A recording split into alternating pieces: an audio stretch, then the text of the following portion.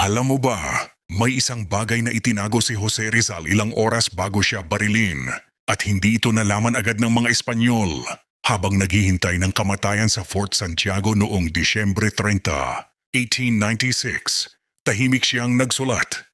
Hindi sigaw, hindi galit, kundi isang lihim na mensahe para sa bayan. Tinupi niya ang papel at itinago sa loob ng isang lamparang de alkohol.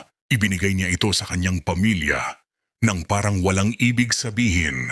Pero pagkatapos siyang barilin sa Bagumbayan, doon lang natuklasan ang kanyang iniwan.